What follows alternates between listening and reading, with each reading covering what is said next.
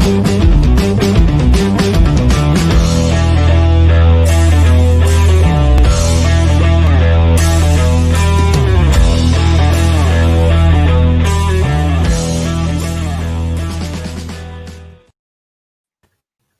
welcome to Industry Backstage Pass. This is Lee Evans and Edwin Almena, and we're here tonight to cover a bit about the dairy industry, a little bit about real estate, all sorts of things have come up. So how you going, Edwin?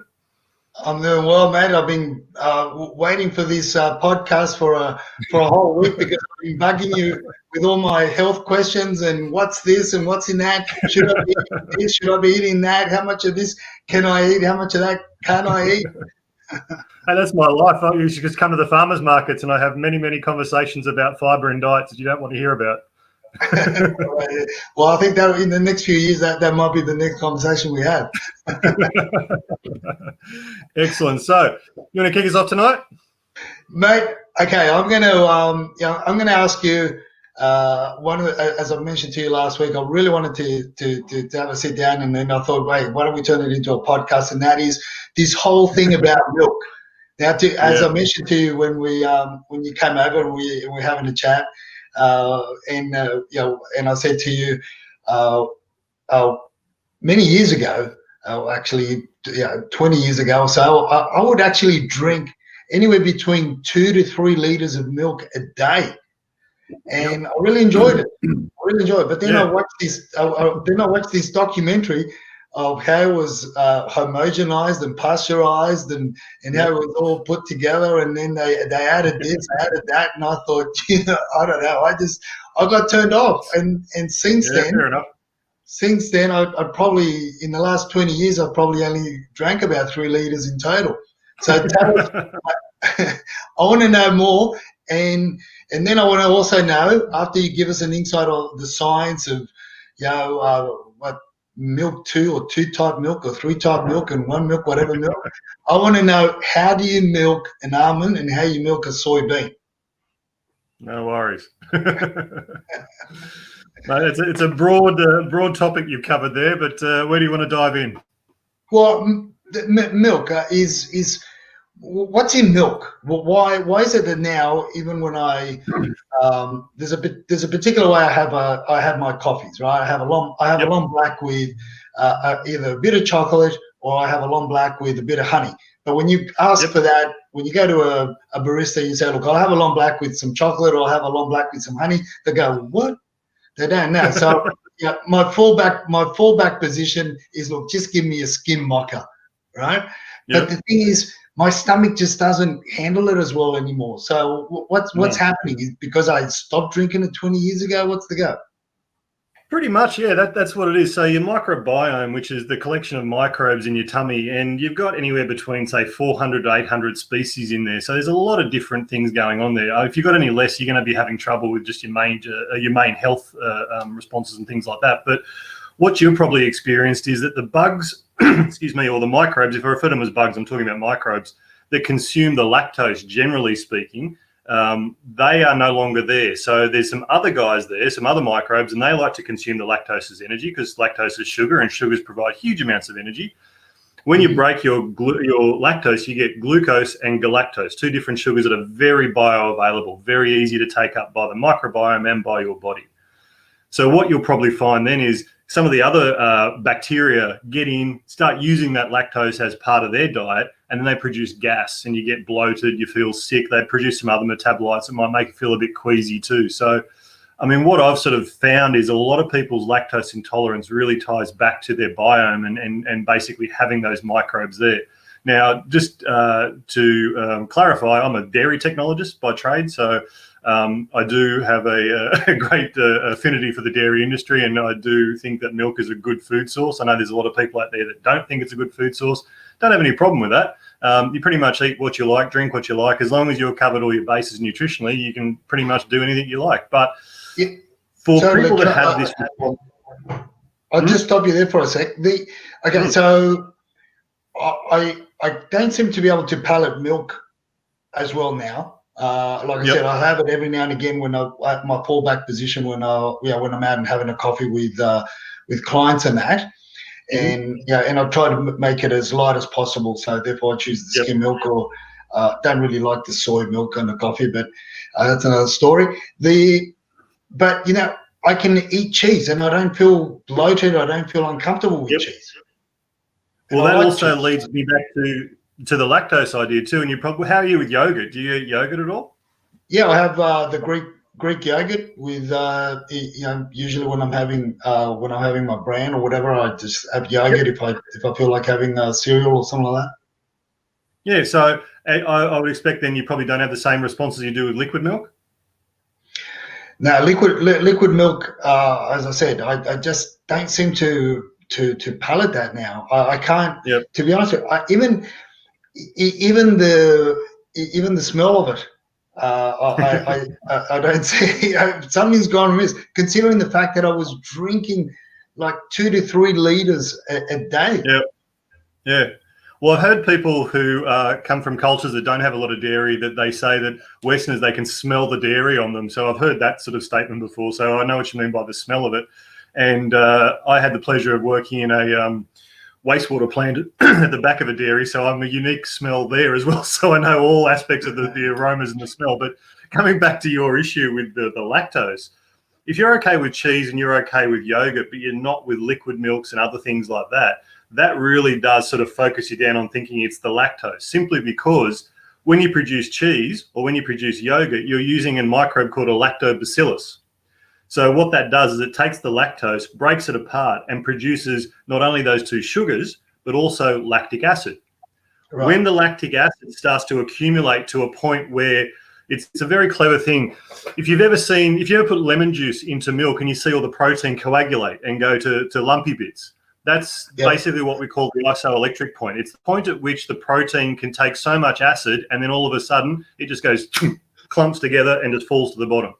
That's what yogurt and cheese is. Basically, we're using the lactic acid to cause the protein to basically unwind a bit and then sort of gel together. So you end up with this network. Sometimes they call it an egg box network because it kind of looks like an egg box with a calcium ion or something in between. Sometimes it's just a messy gel of all different proteins. The reason that you find that when you cut a yogurt and the water comes out is because you've cut the gel and all the water from the yogurt comes out. With a cheese, of course, you've already pressed all that water out, so that's not going to happen.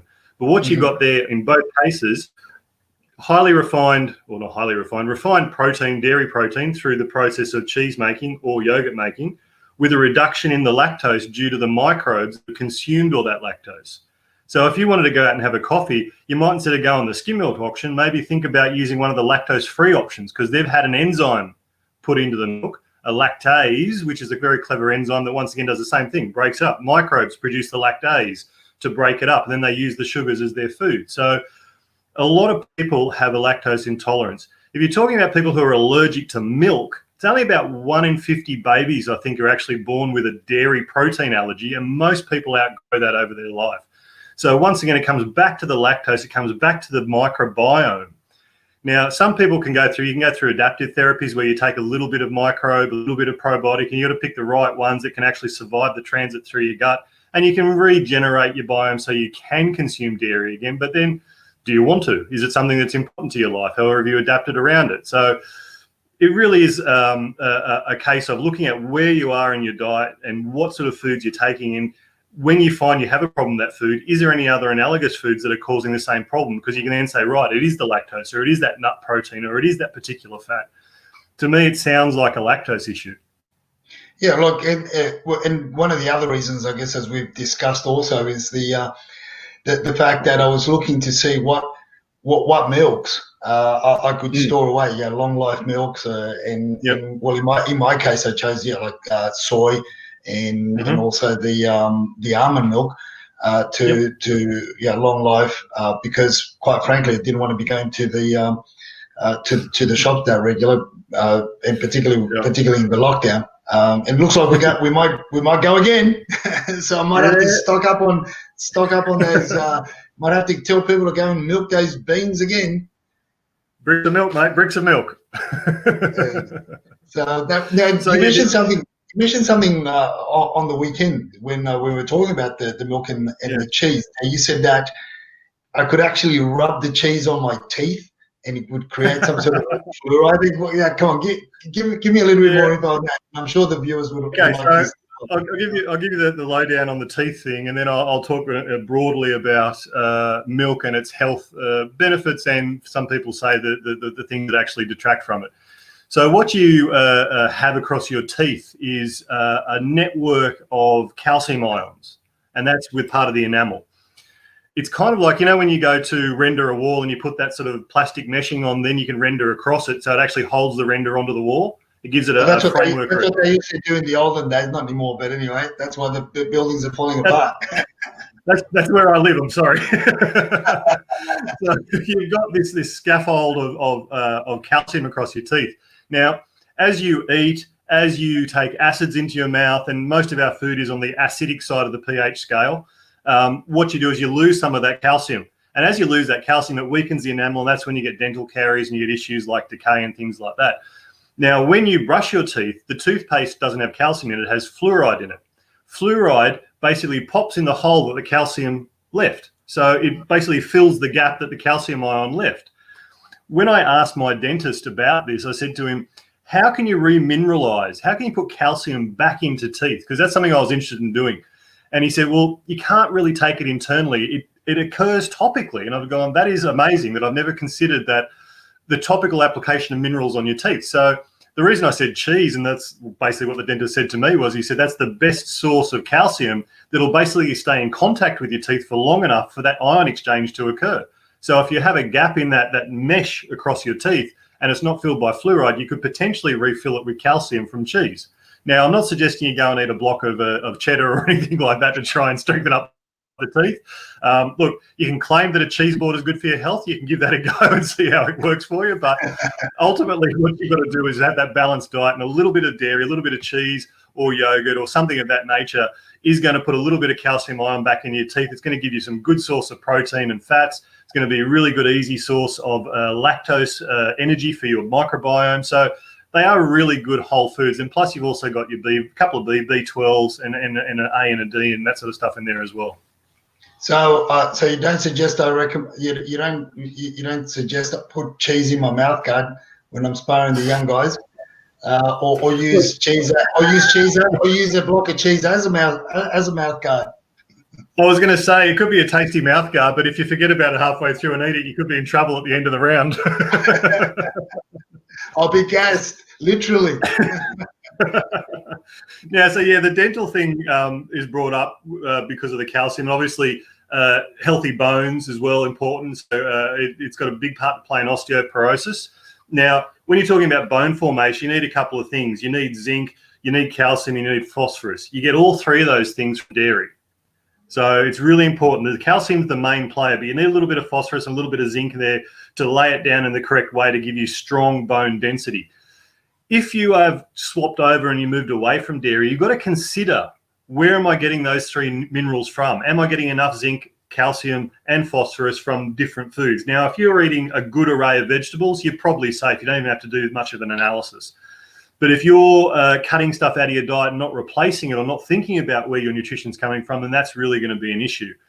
Now, whilst I was, after talking about this, while I was thinking about what we're going to talk about, I did a quick dive and sort of thought, what are the things that people talk about the most when they talk about health consequences with dairy?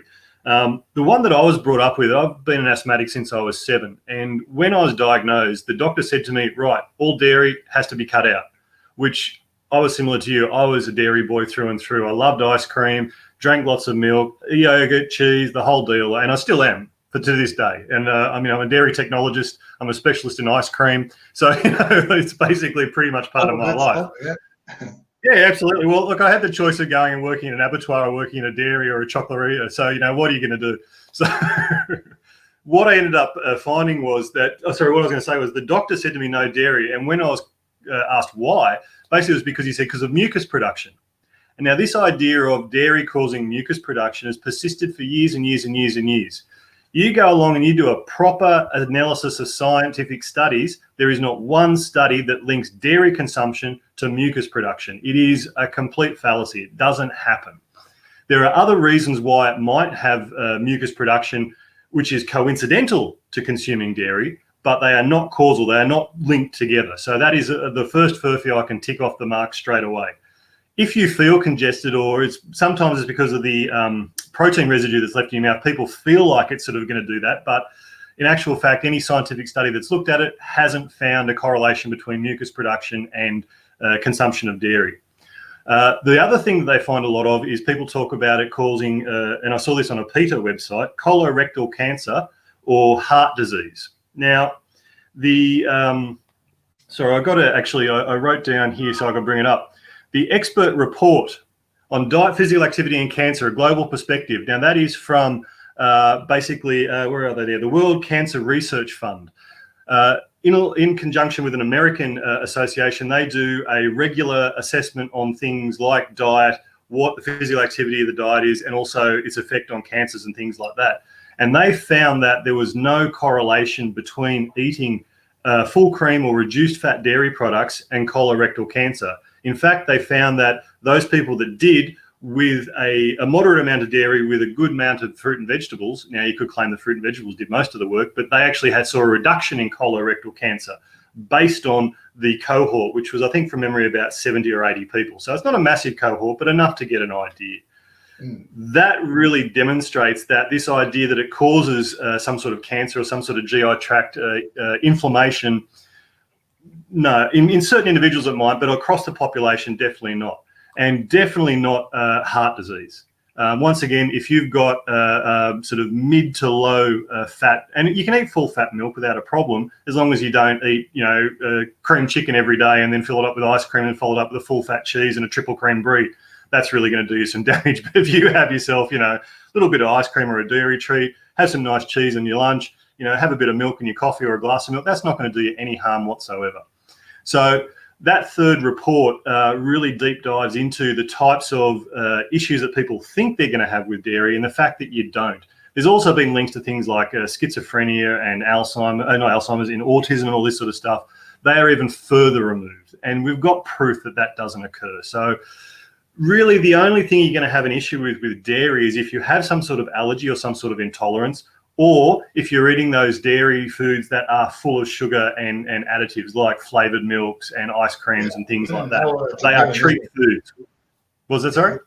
I said that's a given. I mean, all the sugar that would be, that you're smashing down with a bit of milk. Absolutely, yeah. Now, I know people do talk about, I prefer to give my kids flavored milk than soft drinks. There is a certain logic to that because the flavored milk has some protein, has some good fats, has some good vitamins and minerals, but it does have a fair old whack of sugar. And when you're talking about, I used to work for dairy farmers. I was involved with developing the Dare Milk range, maintaining the dairy farmers and the oak range. I made ice cream for the Korean market. I did all sorts of dairy desserts for Cadbury mousse, Cadbury dairy dessert, all these sort of things. Some of these flavored milks can rival soft drinks as far as their sugar content. They're up there around the 7 to 12%, depending on which it is. So it's pretty big. And then you consider the lactose on top of that as well. You can go up to 15 in a sugar sometimes. Gee. So now tell us, Lee, how do you milk an almond to get almond milk, and how do you milk a soybean to get soy milk? What? That's easy, mate. You just need a very small stool. No, look, the non-milk range, or the as we've called it, the MYLK or the MEELK or whatever it ends up being, that you choose. Now, as you mentioned, you sort of gone towards soy milk, which is your classic non-dairy. Soy milk's great. It's got protein. It's got some vitamins and minerals, but it is lacking a few elements that dairy products have, and also it has the downside that it is an allergen. So if you're intolerant to soy, that's an issue. The other milks, obviously, you got your nut milks, your rice milks, your oat milks, your coconut milks. They all have a basic issue with they don't have the same level of protein as dairy milk. They generally have some have less sugar, some have more sugar. Something like rice milk has really high levels of carbohydrates and sugars. Something like almond milk, very, very low. But almond milk doesn't translate very well with regards to protein or to vitamins. So when I was at the shop today, I was just looking at all the different UHT milks, and every single one of them had to be fortified with calcium, with vitamin D, vitamin A, B12. Some had C. A lot of them had to have magnesium and zinc added back into them. And then you've got things like, and I just wrote a list down here, The Woolworths, which was the soya milk from Woolworths, they've got your water. They use a soy protein isolate. So what they do is they basically take the soy bean and extract the protein through a series of washers and dryers and spray dryers. And it's not a great process, but, it's not terrible. You get a bag of powder at the factory, you empty that into the vat, you mix it up there with some corn maltodextrin. Now, corn maltodextrin is just a filler. Maltodextrin, to someone like Genevieve or myself, is just basically a bulking agent. Has little nutritional benefit, gives you a bit of energy because it is a sugar, dextrin is a sugar, but it doesn't really do much for you. And some people have issues with regards to it might actually promote certain bacteria to grow in your gut and then depress others, and there's all sorts of arguments there. The other thing it needs to have is a source of fat. So quite often they use canola or sunflower oil or something like that. When I was at Dairy Farmers, we used to do one called Farmer's Best, where we used canola oil and iron and vitamin C back in the milk. And it was a really big hit for a little while. It was one of those things that went up, everyone had it, and then just died away. No one says it anymore. And that's simply because it tasted like oily milk. It doesn't taste very nice. You can't get around the fact that you've got canola oil in your milk. Now, the one thing that people don't understand about UHT milk, whether it be dairy or a non-dairy, is that when you heat up UHT milk, UHT stands for ultra heat treated or ultra high temperature, depending on which way you want to go. It's basically about 121 degrees for 1 second, then shock cooled immediately back down to below 4 degrees. So what that does is that basically blows out all the spores, all the bacteria, all the yeast molds, anything that's in the milk. It basically renders it effectively sterile. Once it's sterile, you can then put it into a package, sterile, seal it, and then, as you said, you can stick it under your house for 12 months, not a problem. But in that process, you actually create acidity. And what you've got to do is you've got to put acidity regulators back in to try and bring the pH back up into the alkaline area or the neutral area, so your protein doesn't go lumpy and fall to the bottom. Now, I worked in the UHT plant at Dairy Farmers for a long time. We used to make the soy milk there. We put in the soy protein isolate, the cane sugar, because just about all of these things have sugar in them in one form or another, because the unsweetened stuff can have a bit of a bitter note to it. There is a lot around now, and I think people have kind of got used to it. So you put in your cane sugar, your soy protein isolate, you put in your vitamin supplements, and I can tell you now, just about any supplement that they're going to use is going to be a synthetic. Most vitamins you take are synthetic. I know of some B vitamins that are naturally occurring from fermentation with quinoa, and I use that in our products, but I don't like using a lot of synthetics simply because it's a tricky thing to do. If you want vitamin C, I'd prefer to put lemon powder in something than give you a artificially created vitamin C. It's just my own personal preference. You stick all those things in, then you've got these things, and I'll read a list out for you that comes from the Woolworths one. So you've got 526, which is calcium hydroxide.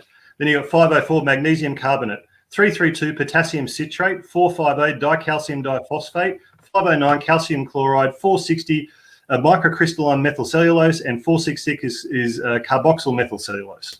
These are all the additives that went into the soy milk to make it taste like milk.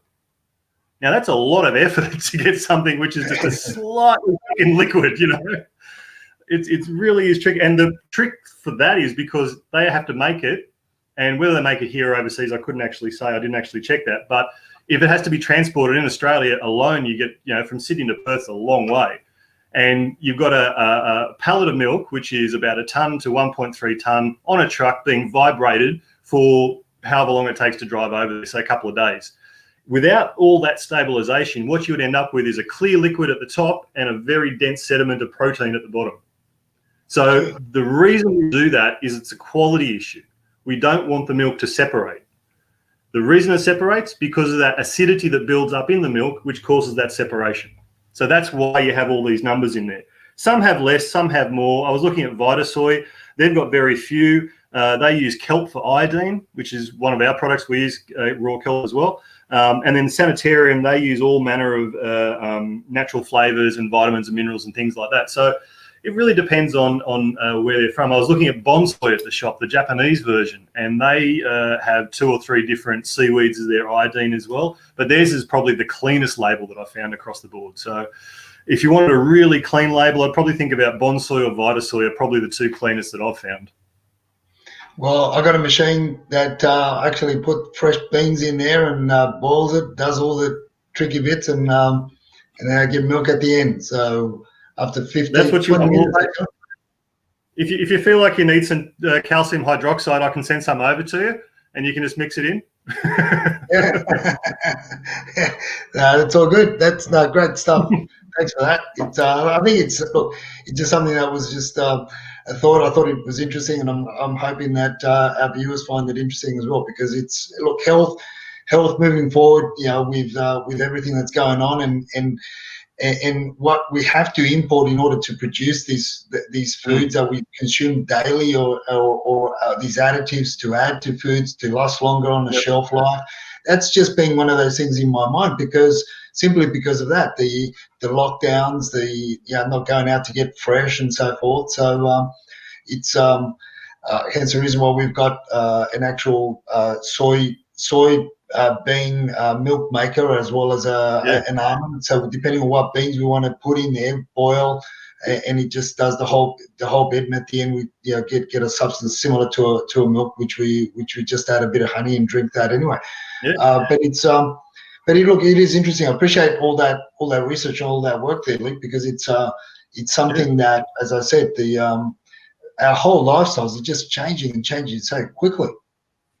Absolutely. And if you want to know any more, if you've got any questions about dairy, obviously chuck us text us or put a DM on the Twitter, and you can ask me any sort of questions related to dairy or anything like that.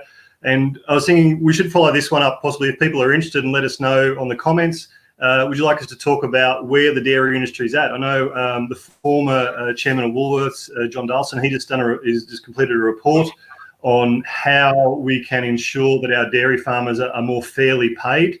I started my career in dairy when the deregulation occurred, so I've basically seen the decline of the dairy industry in Australia. And there are very few. In fact, I think there's only one Australian-owned cooperative now, which is Norco. And there's a whole lot of little, like my friend Carl, he runs Over the Moon Milk. There's a little Big River Milk. So there's a few other little ones around the place that do really good boutique, quite often non-homogenized, as you mentioned. So you get the nice big cream plug in the top if you like that sort of thing. But just think about where you're putting your money when you are buying your milk. And if you want to know more, if you want us to do a show or a little bit on the state of the Australian dairy industry, what businesses the Canadian owns, what businesses the Chinese own, who owns our dairy industry, where have all our cattle gone? Do we have any bloodlines left in Australia for our cattle? Because a lot of those went with the fires and the drought. So all that hard work over many years, a lot of the dairy farmers have built up. They lost a lot of those bloodlines. And Australian dairy cattle are unique in the world because we can produce a decent amount of protein and fat in our milk with next to no feed and water. I mean, if you took a Jersey cow from England and stuck it here, it'd probably be dead in 2 weeks because it doesn't have the nutrition. Australian cattle are bred tough for that reason. So we can have bloodlines that we can export to Africa, into China, and other places which have low rainfalls and low nutrition quality in their feed, and they can still get a decent dairy product out at the end. So yeah, let us know if you want some more information on that. I'd love to do it on that just itself. I think that will be interesting. Excellent. All right, mate. Well, we'll leave that there, and we might take a quick break, and then we'll back and talk some real estate with you. Sounds good.